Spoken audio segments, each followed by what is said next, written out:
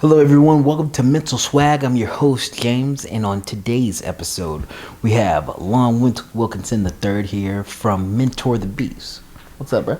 What's up, man? How you doing? Thank you so much for having me on here. My pleasure. Now, today, I'm having him on here because he recently started his channel, Mentor the Beast, where he talks about how to help people build confidence and how to take advantage of opportunities that come up and building skills. But one of the things I wanted to ask you about first was, how was it starting up your channel? Like, I know I've taken a lot of steps, probably 20 steps before you even get on camera. And it was a lot. But now I'm finally here recording. How was that for you? Well, I mean, it's a little bit different, talking to the camera other than talking to people because, I've been teaching over 26 years, to, one-on-one or groups of people, but even large groups of people. But the thing that you work off of basically is being able to read people's body language, their facial expression, kind of how they're taking you, and you adjust what you're saying. Maybe it's an analogy that you're giving, or just the way that you're explaining something. But you got that instant feedback from people, and then when you look at the camera, you don't have that instant feedback. And I guess for somebody that maybe wasn't a teacher before, that might not be an issue for them. Yeah. But when you're a teacher, I don't even think you notice that you understand that is going to be an issue until you get in front of the camera and you start talking, and I guess you subconsciously look for that feedback and it's not there. And it's almost paralyzing. It's you stop. Yeah. Because you're not sure if it's landing the way you want it to land. And I think that's the most challenging thing to get over initially. Yeah, for sure. Because like when we were dance instructors, that's the main goal of a lesson is to make sure that the people understand everything. And if they don't, it's not a successful lesson. Me personally, as a teacher, you failed. Yeah, not necessarily failed, but you pushed back the whole point of the lesson. Okay, the point of the lesson was for them to get this, and that. And you use how they respond to it and everything to teach them more and give them more or less information to make sure that they accomplish that thing. Sure. And when you don't have that to play off with the camera, it's like, I'm going to post it and hope it works out. Yeah, basically. That was definitely the struggle for me. I would say was the most difficult thing. Okay, and how'd you get past that? I guess just realizing, coming to the realization that your message is going to be for who it's going to be for. Simple.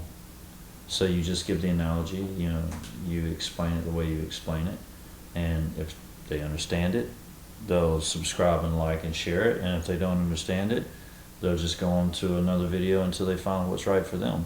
But I guess there's enough people, I think there's enough people on YouTube that you'll find your audience. Yeah, for sure. You'll especially find your person that you're looking for information. Like, with me, with recording videos, I always forget how I'm watching YouTube. Like, what is the viewer thinking? Oh yeah, I am a viewer. And so it's like, what's going through my head, which is most likely going through other people's heads as they're watching videos. Yeah. It's like your video isn't terrible if someone doesn't, if they don't agree with it fully, Sure. If it's not what they needed, you just go to the next video until you find the right thing. And this video will be the right one for some people, won't be for others. You just keep on posting though. Yeah, I think one of the things that you have to understand is, like when we were teaching, I still teach, but when you're teaching, you're teaching lots of different kinds of people, and you're having to adapt and adjust to the people that you're teaching, right? So maybe one person, one of the things that you do is you ask people get to know you questions. So these are questions that are about, what are your hobbies, what do you do, what kind of job you have, and these give me enough information that I can give analogies to you that'll make sense for you to be able to execute on what it is that I want you to do to get the lesson, right? So maybe if I'm explaining something to you and I relate it to a golf swing and you've never played golf, that's not going to make any sense to you, right? So I have to find something that you have done that I can relate it to that will make sense for you.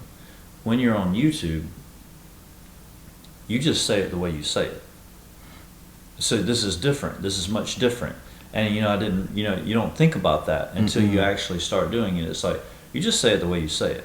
The people that relate to you and the way that you talk, and you can kind of be a little bit more you, because you're just talking about things, that analogies that you would use, that you understand the most out of the things that you do. So I'm going to use like a lot of analogies that have to do with music, because I play music, or have to do with art, because I'm an artist. Things like that, or martial arts, or whatever it is. I don't have to find out something about that person and try to figure out how I could make what I want them to do relate to something that they already do, whether I do it or not. Sorry. Right? So it's almost being more free when you're teaching. Just say what you got to say, use the analogies of things that you do, and the people that relate to you will find you. Yeah.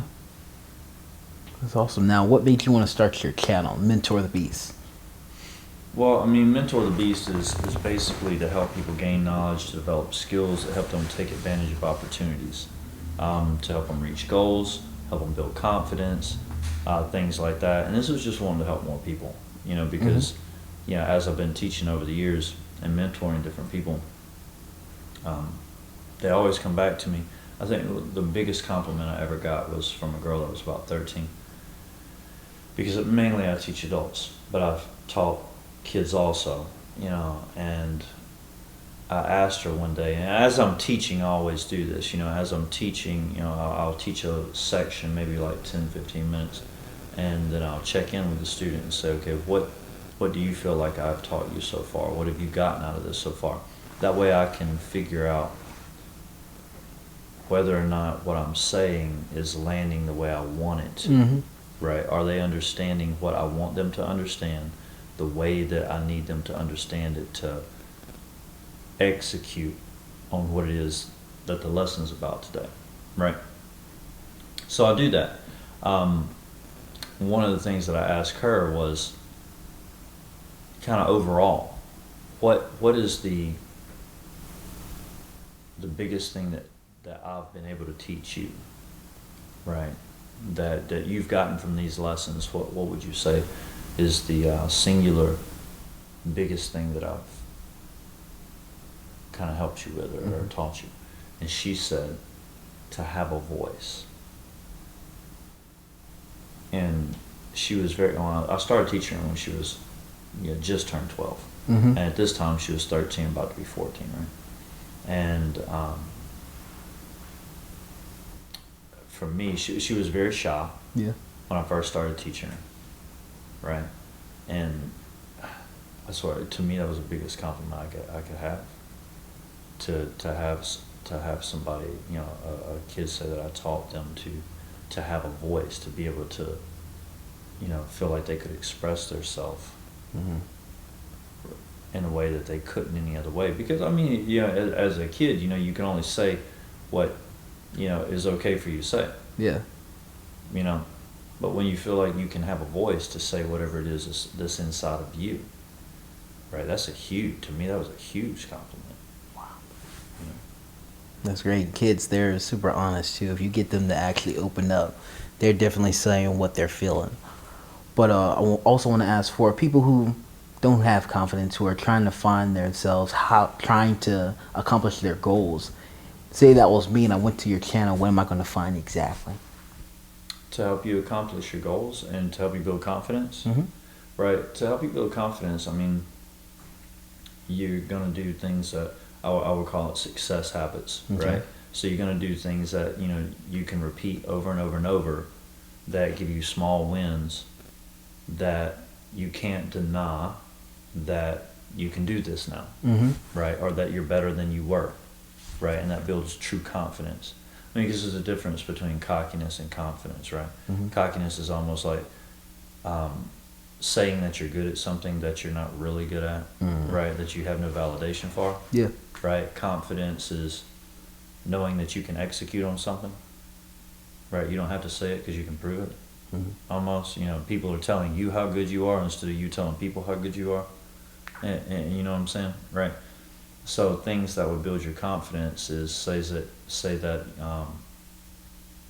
maybe you don't socially you feel awkward. Okay, so dance would be an excellent place for you to start social dancing, because the people are going to be, for the most part, very welcoming, right?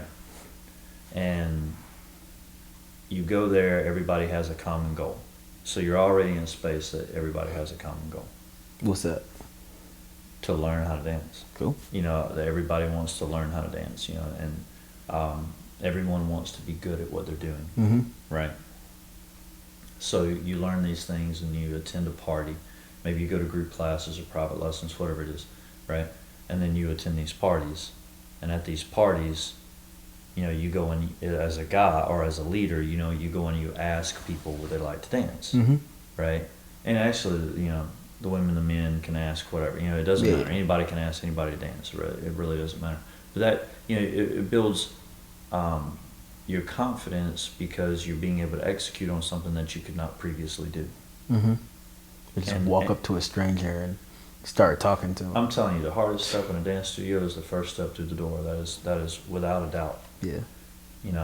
The hardest step, because the rest of the time you have a coach coaching you. When you walk through the door, you know no one, so you don't have anybody helping you at that point.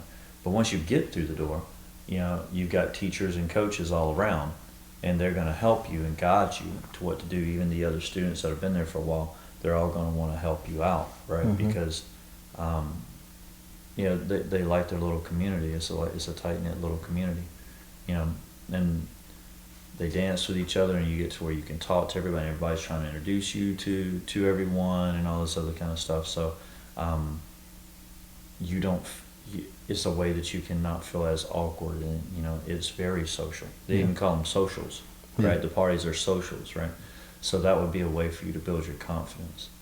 And it's just little things like that. So there's all kinds of things that you could do that are like that. It doesn't have to be dance. It just really depends on you figuring out what is my goal. And once I understand what my goal is, what would it take for me, what would I need to become? Who would I need to become? The kind of person that I would need to become to reach that goal. And once I understand that, okay, so this is the kind of person that I would have to become to reach that goal. A person who has X level of confidence, a person who has skill set in this particular thing, and then I start breaking it down like, okay, so what would it take for me to have these skill sets, to have this level of confidence, whatever it is, right?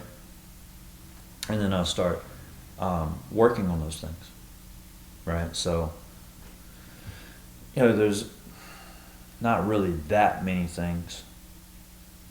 Lots of stuff that you could set as a goal, but you're going to be able to categorize these things and say, okay, for these things you would need these skills and this level of confidence, right? So then you can go in and we're going to create, videos for you to be able to develop that, right? I'll bring, like, say, people that are endurance athletes, veterans onto the show, whoever it is, specialists in a bunch of different fields.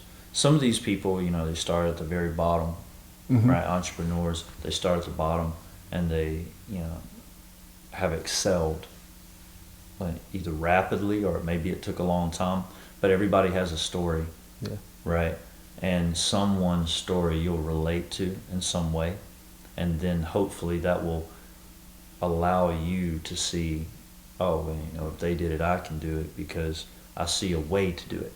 Not saying, well, if they did it, I can. It's, I can relate to them, and I can see the logical progression of how they did it. It makes sense what they're saying to me. Yeah. And now I can kind of plug that into my life and do something with that. So, that's basically what we're building on the channel. Awesome. Well, guys, thanks for tuning in. Make sure you like, subscribe, and share this with a friend. Make sure you go up to Lon. Lon, tell them where they can find you.